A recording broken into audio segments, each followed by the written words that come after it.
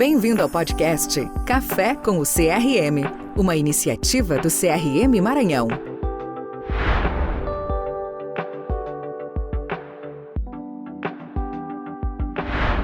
Olá, estamos aqui para mais um episódio do Café com o CRM, o podcast do CRM Maranhão. Me chamo Flávio Barros, sou médico nefrologista e faço parte da Câmara Técnica de Nefrologia. Hoje vou ter o prazer de comentar, de moderar um bate-papo sobre um tema muito importante, que é o Setembro Verde. Para isso, a gente tem dois convidados muito especiais. Dr. Iago Bastos, que é médico intensivista, especialista em transplantes e coordenador da Rede Estadual de Transplantes do Estado do Maranhão. A outra convidada, Poliana Bortolom, enfermeira nefrologista e coordenadora do setor de transplantes do Hospital Universitário Presidente Dutra, o HU-UFMA. Por motivo de força maior, a Poliana até agora não está presente conosco, mas a gente já vai começando o bate-papo com o Iago. Iago, prazer tê-lo aqui para a gente conversar sobre esse tema muito importante. E eu gostaria primeiro que você se apresentasse ao nosso público. Maravilha, obrigado pela oportunidade. Eu sou Iago Bastos, sou médico intensivista de formação, especialista em transplante e gestão. Faço parte como conselheiro efetivo do CRM Maranhão e estou como coordenador da Central Estadual de Transplantes do Maranhão. Maravilha, Iago. Esse tema é de muita importância para nós, para todos nós que militamos na saúde, mas também para toda a sociedade, a questão da doação de órgãos. Conta um pouquinho para a gente o que é o Setembro Verde e qual a importância desse mês para o Maranhão e para o Brasil. O Setembro Verde é a forma que nós encontramos para concentrar os esforços de sensibilização no Brasil todo, em boa parte do mundo, ao redor do Dia Internacional do Doador. É no dia 27 de setembro, o dia dedicado à sensibilização e à valorização das famílias doadoras de órgãos e tecidos.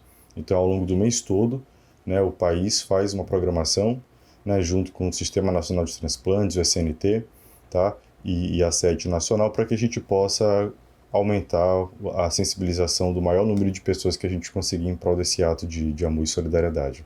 Isso é muito importante para nós, enquanto médicos, para toda a nossa sociedade. E eu queria que você compartilhasse conosco algo pessoal. Por que você trilhou esse caminho do transplante sendo médico intensivista? Qual foi o dia que você falou assim, eu vou trilhar por esse caminho, vale a pena todo o esforço por essa causa?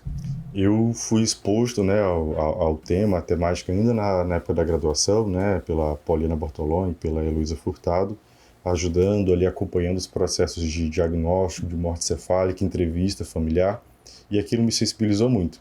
Me apaixonei pelo tema de tal forma que quando eu formei, fui coordenador da Comissão Interhospitalar de Transplantes do Djalma Marques, do Socorrão 1, desenvolvemos um bom trabalho lá, e em 2023 eu assumi a coordenação da Central de Transplantes do Estado e, enfim, desde 2016, no meu primeiro contato, me apaixonei e nunca mais deixei o tema.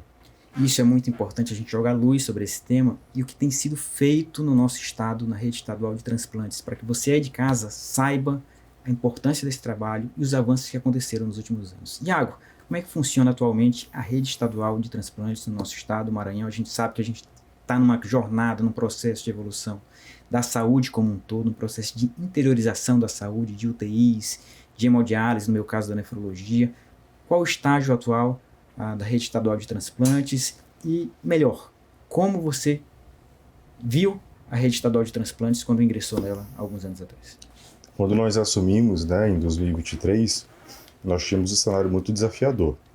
Nós tínhamos, ao longo desses 22 anos de existência da Central de Transplantes do Maranhão, do ingresso no Sistema Nacional de Transplantes, nós tínhamos um único centro captador de córneas, nós tínhamos um único centro transplantador de órgãos e tecidos, efetivado. Nós tínhamos 3 comissões hospitalares de busca de doadores no Maranhão como um todo, e nós tínhamos cerca de 12 doadores por ano. Isso, 2022.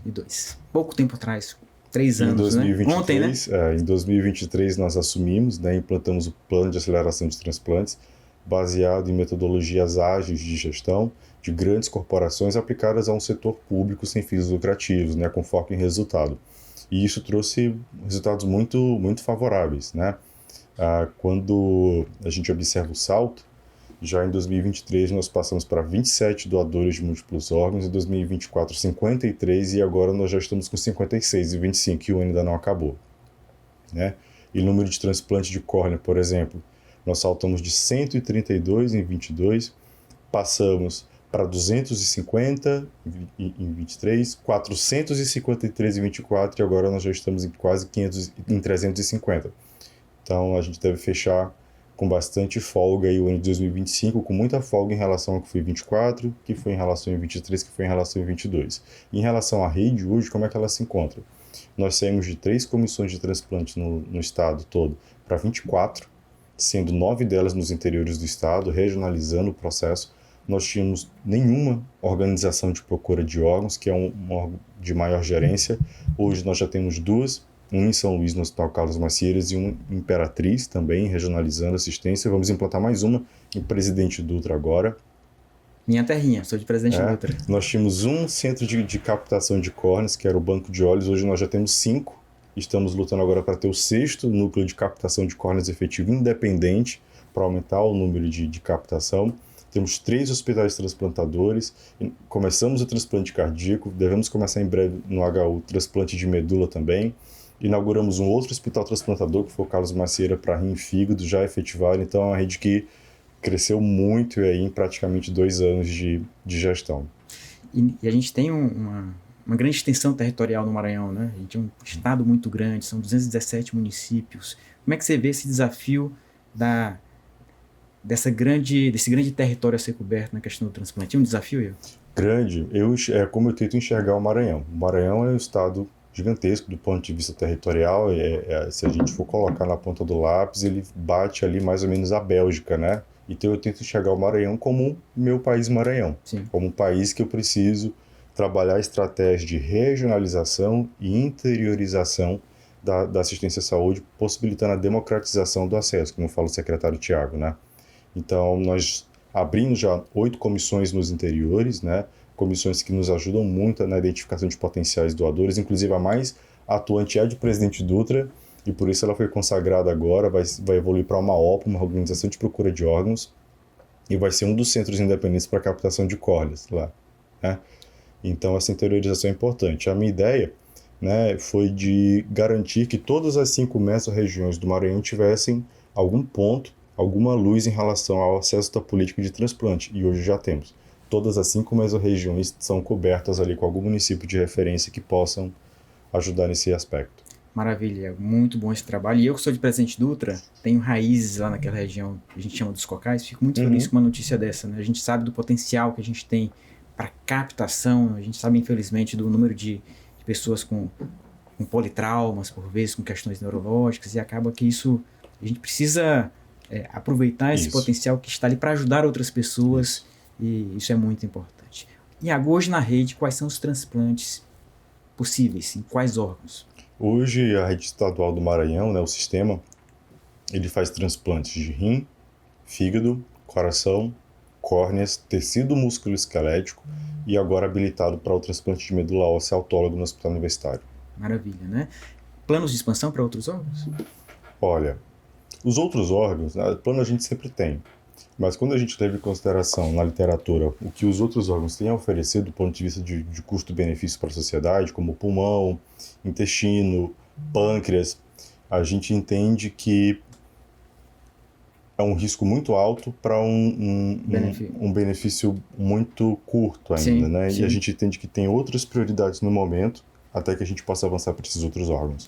Maravilha.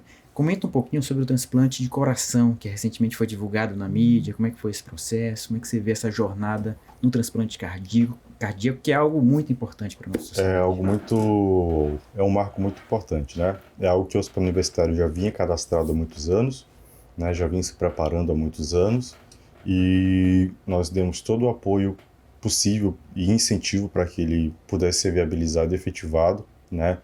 Houve um doador favorável compatível, com um receptor favorável compatível, e acabou sendo efetivado aí com sucesso, com toda a equipe muito bem capacitada do Hospital Universitário, né? Mas era um sonho já bastante antigo que a gente deu o empurrãozinho para que acontecesse. Maravilha, eu vou te contar para vocês uma história de um paciente nosso lá do serviço de Presidente Dutra, um jovem com síndrome hemolítica urêmica típica, que você sabe da raridade da doença. Eram 2 irmãos, infelizmente a gente perdeu um dos irmãos por falta do medicamento, que é um medicamento muito caro e ainda não está acessível para a grande maioria das pessoas, né?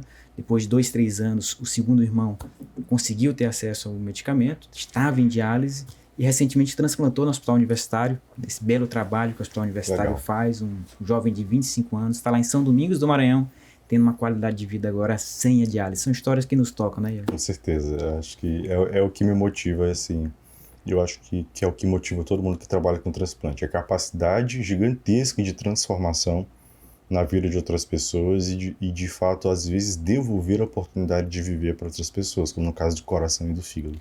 Tiago, conta um pouquinho para o pessoal de casa que, por vezes, algumas pessoas podem ter algum receio de estar inscrito aqui na fila do Maranhão, de procurar outro estado, Ceará, São Paulo. Conversa com essas pessoas agora, fala um pouquinho da expertise das pessoas que estão nessa rede estadual, fala, por exemplo, pela nefrologia, que faz um excelente trabalho lá no Hospital Universitário, agora a gente também tem aqui no Hospital Carlos Macieira. Conversa com essas pessoas a respeito da qualidade da nossa rede e da confiança que essas pessoas podem ter para que se inscrevam aqui. E também dá uma palhinha sobre essa questão de como funciona essa inscrição. Eu me inscrevo num estado, não posso me inscrever no outro, como é que funciona isso? Em relação à capacidade técnica das equipes, eu fico de olhos fechados, né, todas elas. O processo de seleção para a admissão como equipe transplantadora é um processo extremamente rigoroso, que passa pelo crivo da direção do hospital, da central de transplantes, do Sistema Nacional de Transplantes no SNT. Então é um crivo muito rigoroso que avalia as habilidades técnicas, né? As nossas equipes são muito boas, tanto as de fígado, rim, coração, córneas, de olhos fechados. Então, quanto a isso, eu não tenho nada que agregar, a não ser valorizar o trabalho e a competência de todos. Em relação à lista, era um cenário frequente. A transferência de pacientes para Teresina, ou principalmente para Fortaleza, isso. São Paulo, sim. Porque não tinha transplante. Hoje tem. Então, isso não é mais uma justificativa. A gente transplanta muito. Para que você tenha ideia, no final de semana do Macieira fizeram 6 transplantes. Rodou a fila toda do Macieira, né? O HU, o tempo médio, despencou. Então, quando a gente vê, por exemplo, um paciente que esperava 42 meses em 2022, 42 meses para transplantar uma córnea, o tempo médio de fila, caiu agora para 18. Boa parte deles transplantando com menos de 1 ano de espera. E com perspectiva de zerar a fila no próximo ano. Então, esse avanço dos indicadores deixa a gente muito seguro. E hoje a gente não vê mais esse cenário de maranhense saindo daqui para transplantar fora, com exceção desses outros órgãos, como pulmão, pâncreas, né, e intestino, que são mais raros e a gente viabiliza através do TFD do Estado. Mas os outros, a fila está rodando tranquilamente. Essa é uma mensagem muito importante para você, colega médico, para você, profissional da saúde, para você que está na fila por algum órgão. Hoje a gente tem uma rede estadual de transplantes muito sólida, com profissionais competentes e com todo o suporte necessário para que você faça o seu transplante aqui no nosso estado. Confie nos serviços de saúde que a gente tem aqui na nossa rede estadual de transplantes. Tem um assunto que é muito importante e o Setembro Verde serve também para que a gente jogue luz a esse tema, que é com relação à recusa da família para doar o órgão do seu ente querido. Por vezes a gente tem índice de recusa, gente, acima de 50% das famílias. Isso é muito impactante para uma rede de transplantes, porque a gente não consegue ajudar as pessoas se não tiver o órgão a ser doado. Iago, comenta um pouquinho sobre esse índice de recusa e como que a gente pode trabalhar para sensibilizar as pessoas que estão nos escutando, para que a gente consiga ter mais órgãos doados. Hoje ainda é o calcanhar de Aquiles, já foi pior. Então, quando nós assumimos ali a média de negativa familiar, gerava em torno dos 80%, entre 70% e 80%. Número muito ruim, né? Sim. Hoje caminhou bastante. A nossa média anual está em torno de 54%, caiu bem. Sim. E em julho nós tivemos 33%. Apenas, né? Equiparado aí o que a gente vê no Paraná, Santa Catarina, Ceará, que são grandes referências. Então, isso a gente deixa, nos deixa muito sensacional, felizes. Número. Parabéns pelo E assim, trabalho. a gente mostra que a gente consegue chegar lá, né? O que limita muito ainda as famílias a doarem são os mitos, os medos, né? O mito da religião proibir, e a gente sabe que nenhuma religião proíbe a doação de órgãos e tecidos para transplante, nem os testemunhos de Jeová, nem os islãos, nenhuma religião proíbe, tá? A doação. O mito do corpo deformado é um mito. Os corpos são reconstituídos de forma integral, com muito cuidado e muito profissionalismo pelas equipes, então nem dá para saber que houve a doação, a não ser que a família fale no momento do velório. Não dá para perceber. tão perfeita é a reconstituição que é feita do corpo, né? E o mito do tráfico de órgãos, né? O Brasil, ele tem não só o maior programa de transplante público do mundo, mas o mais seguro, né? Ele é regido por essa lista única, é uma lista única que ela começa no estado, mas ela é gerida pelo Sistema Nacional de Transplantes, com vários auditores, então assim, com muita segurança, senão eu não trabalharia com essa área. Você não consegue identificar nenhum caso no Brasil de tráfico de órgãos e tecidos. O sistema ele é muito robusto, muito sério, com vários auditores ao mesmo tempo, o que garante que essa lista única ela seja respeitada, independente de plano de saúde, SUS, de condição financeira, etc. Maravilha, né? E uma das coisas que as pessoas podem ter dúvida é qual o critério para que o seu ente querido seja avaliado como possível doador com relação à morte encefálica. Conversa um pouquinho sobre isso, sobre a segurança dessa análise da equipe médica para que a gente avalie, olha, essa pessoa infelizmente não tem mais condição de viver e ela pode ser um doador.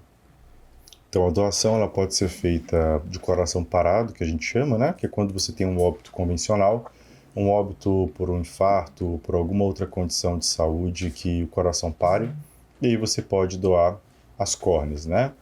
E alguns outros tecidos, como válvulas cardíacas, tendão, músculo e osso, pele. A morte encefálica, ela acontece quando há determinação legal por uma junta médica, né, de 3 especialistas diferentes que formam uma junta médica para dar um parecer sobre o falecimento daquele paciente, né, do ponto de vista legal. Esse termo ele é validado por uma equipe de especialistas na central de transplantes e só então é que o paciente é declarado morto e a família é abordada para a doação. Então, é um diagnóstico que ele traz 100% de especificidade e de segurança para o diagnóstico, ou seja, você também não vai encontrar nenhum caso de um paciente que teve a morte encefálica declarada legalmente, né, oficializada, e o paciente, entre aspas, voltou à vida. Isso não existe, é um diagnóstico com 100% de especificidade. Maravilha.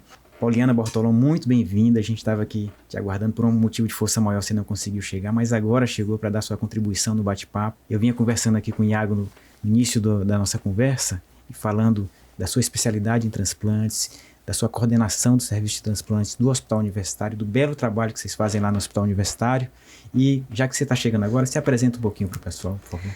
Então, é exatamente isso, né? Meu nome é Poliana, sou enfermeira, com especialidade na área de transplantes.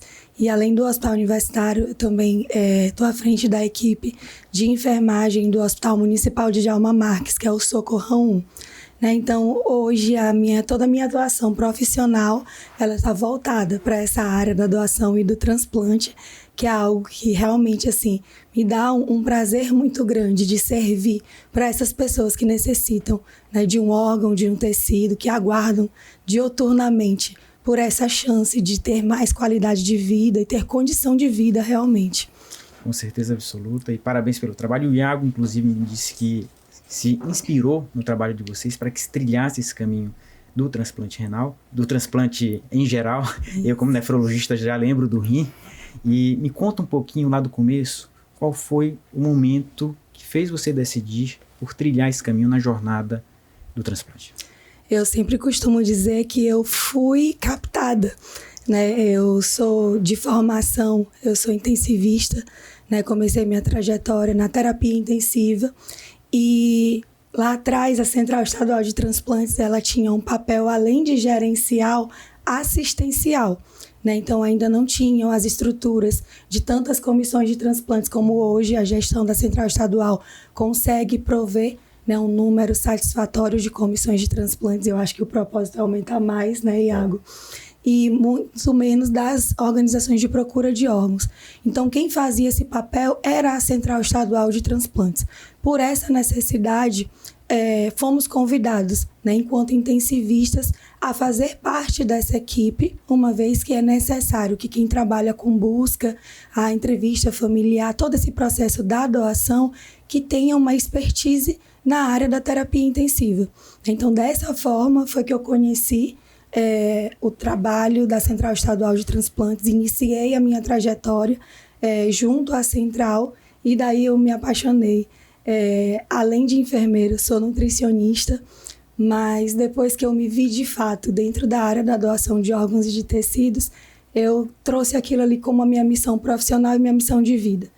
Sou feliz por ter conseguido graduar na nutrição, mas de fato foi essa área que eu escolhi e perpetuo todo o meu caminho profissional. De fato, a gente vê teus olhos brilharem com tanto propósito para conversar sobre transplante, viu, Poliana? Conversa um pouquinho com a gente, porque a gente sabe que todo esse processo do transplante vem de um trabalho de uma equipe multidisciplinar, de fato. E a gente sabe da importância da equipe de enfermagem em todo esse processo. Comenta um pouquinho para a gente qual o papel da equipe de enfermagem em todo o processo, desde da seleção de doadores, da conversa com a família, no pré, no intra e no pós-transplante. Como enfermeira que sou, sou muito orgulhosa do que representa a equipe de enfermagem dentro desse processo como um todo. É fato que toda a equipe multiprofissional ela é determinante. Eu costumo dizer que desde o porteiro que recebe aquela família até a pessoa que libera o corpo no necrotério e as demais etapas, todos são importantes e são sujeitos ativos nesse processo. Mas a enfermagem ela tem um papel muito peculiar, porque ela consegue perpassar por todas as etapas. Hoje, uma das comissões, por exemplo, que eu atuo, ela é composta majoritariamente por enfermeiros. Nós temos uma coordenação médica. As duas comissões que eu faço parte, elas são comissões do tipo mais complexa, podemos dizer assim. Por ser de um hospital que tem mais de 1.000 óbitos por ano pelo atendimento de neurocríticos e trauma, e o outro por ser credenciado aos serviços de transplante. Mas fora a figura do coordenador médico, todos os outros profissionais são da área da enfermagem, porque o enfermeiro ele consegue trabalhar desde a identificação do potencial doador, manutenção hemodinâmica, auxiliar o médico no momento da execução do diagnóstico de morte encefálica, que apesar de ser uma atribuição médica, mas o enfermeiro, o fisioterapeuta, o técnico de enfermagem, ele dá ali o suporte para que esse diagnóstico ele seja executado da forma devida e com toda a ética e segurança preconizada, né? O acolhimento e a entrevista familiar, que são o ápice, né, desse processo, é onde você vai conversar com os familiares, acolhê-los da melhor forma, independente da possibilidade de doação. Eu costumo dizer que a doação ela é uma consequência de todo este teu trabalho e de como essa família vivencia o processo dentro do ambiente hospitalar. Então, o enfermeiro ele também capitania muito bem essa fase do acolhimento, da entrevista familiar. E aí, finalizando ali a parte mais da busca por doadores, a gente vai para a captação de múltiplos órgãos quando essa família é favorável à doação após a validação pela Central Estadual de Transplantes. E ao enfermeiro que faz a coordenação da sala operatória, né, orquestrando as equipes cirúrgicas no passo a passo da entrada para cada órgão e cada tecido que serão captados. É a enfermagem também que conduz ali o ambulatório do pré e pós-transplante e todo esse acompanhamento junto com o restante da equipe multiprofissional e médica, né, que vai dar assistência a esses pacientes. Então, em todas as etapas que nós pensamos do processo de doação e transplante, existe uma figura da enfermagem ali, fazendo com que esse processo ele caminhe de fato, né, com todas as necessidades que precisam ser cumpridas, inclusive na área gerencial, né, com trabalho com indicadores, avaliações, para que se torne o mais qualificado este processo, não somente em termos de quantidade, mas que a gente consiga avaliar, ver as opções de melhoria, onde nós temos janelas de melhoria para qualificar cada vez mais esse processo. Maravilha. A gente está no Setembro Verde, esse mês que vinha até de verde, você também, e para a gente comentar sobre a questão da doação de órgãos, que é muito importante.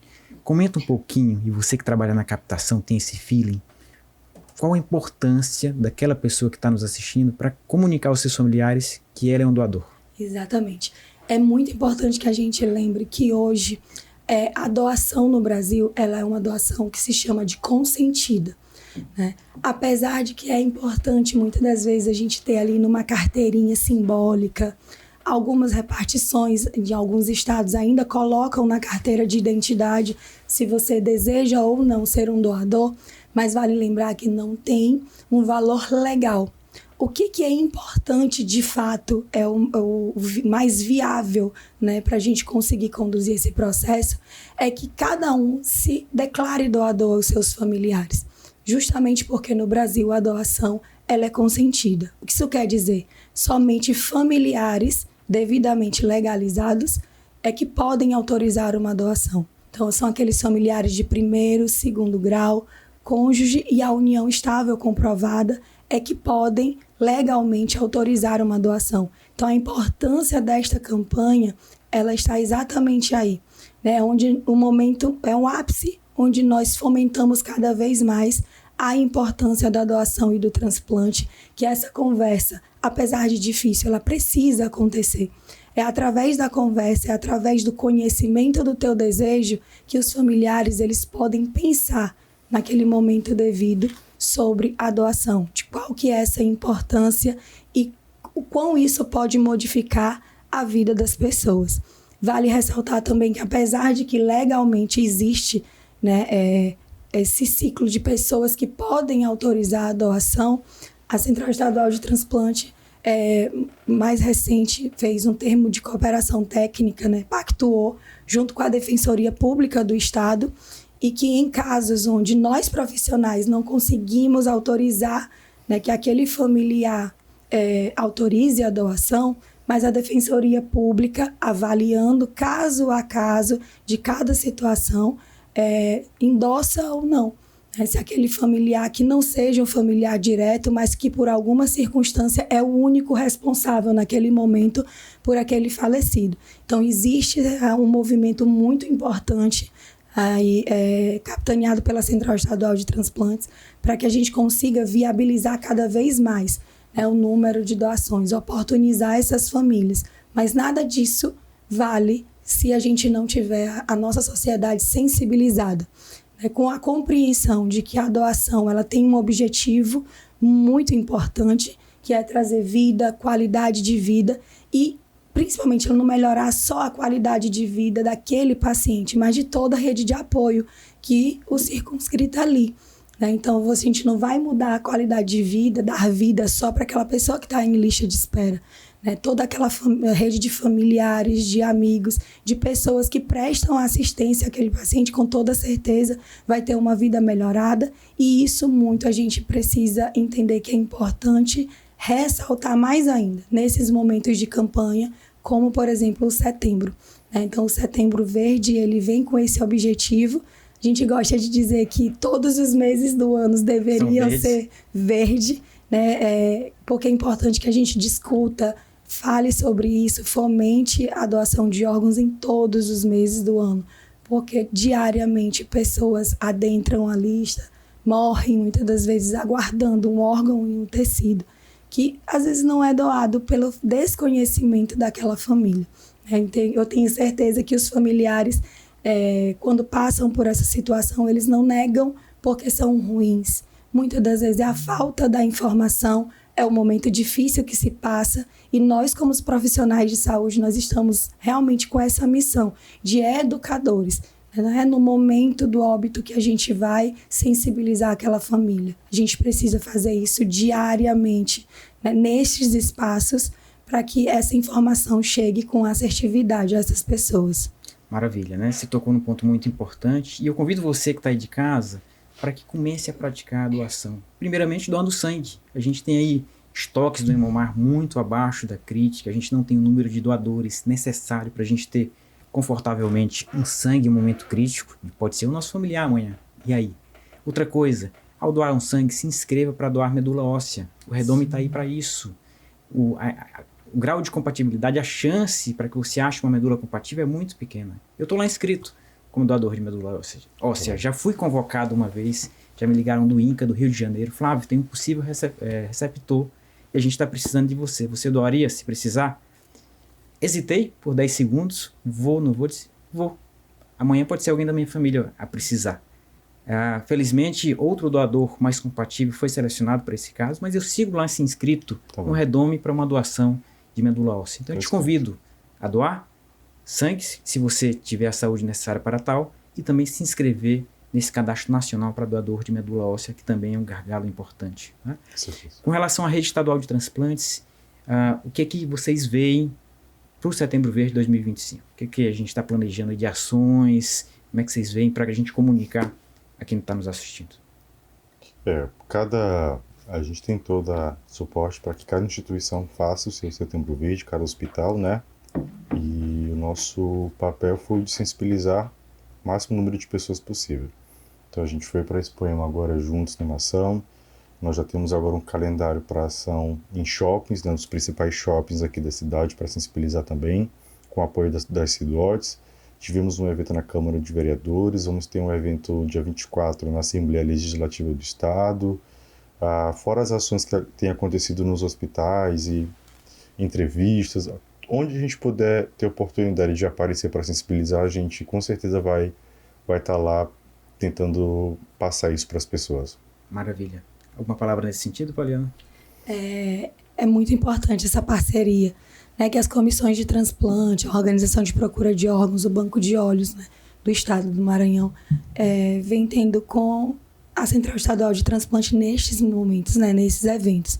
Então, eu acho que é um momento bem ápice, né, Iago, onde a gente reforça essas parcerias e a gente tenta se fazer o máximo possível presente para que a gente ocupe esses espaços de fato e leve essa informação tão importante e necessária. Papo sensacional aqui com o Iago, com a Poliana, peças fundamentais na rede estadual de transplantes.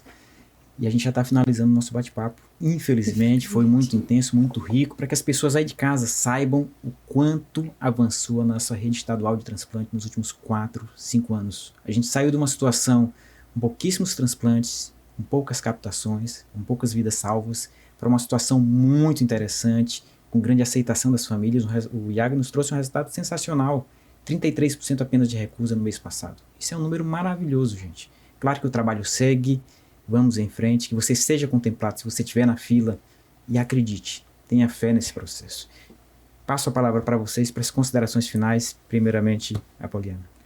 Então, mais uma vez agradecer, né, o espaço e eu acho que o recado mais importante é sobre a necessidade e a importância de conversarmos com os nossos amigos, os nossos familiares, a respeito desse desejo de ser um doador. E quem ainda não tem essa certeza, que busque as informações nos locais devidos, que tenham a segurança, que não busquemos a informação em locais que nos tragam falácias e prejudiquem esse processo.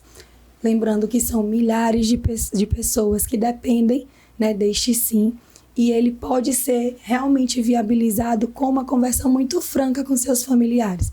É aquela conversa baseada em muita verdade, em muito respeito, em muito amor. E aí, no momento devido, com toda certeza, até por uma questão cultural, os familiares eles tendem a realizar o último desejo daquela pessoa. Então, tudo fica muito mais tranquilo dentro das situações que são difíceis, de se optar por uma doação quando se sabe, se conhece o desejo daquela pessoa. Então, o nosso apelo, de fato, é converse com seus familiares, declarem-se um doador, porque no momento devido são eles que vão poder, né, representar a sua vontade e fazer realmente valer a pena. Então, muito obrigada pelo espaço e a gente fica à disposição. Maravilha, Poliana. Iago? Só agradecer a oportunidade, a gente segue aí firme no Setembro Verde, né, que para nós é o ano todo, né, é o ano todo, e a gente reforça a importância de sensibilizar os profissionais de saúde, os colegas médicos, todos os profissionais da área da saúde, em prol desse ato de solidariedade que transforma tantas vidas. Maravilha. Obrigado a você que nos assistiu, espero que tenha aprendido e tenha se ficado a par de todo o trabalho que tem sido realizado na rede estadual de transplantes aqui no nosso estado, o Maranhão, da segurança e da qualidade dos transplantes aqui realizados. E fique de olho nas redes sociais do CRM Maranhão. Até o próximo episódio. Café com o CRM Maranhão. Seja bem-vindo ao podcast dos médicos e médicas maranhenses.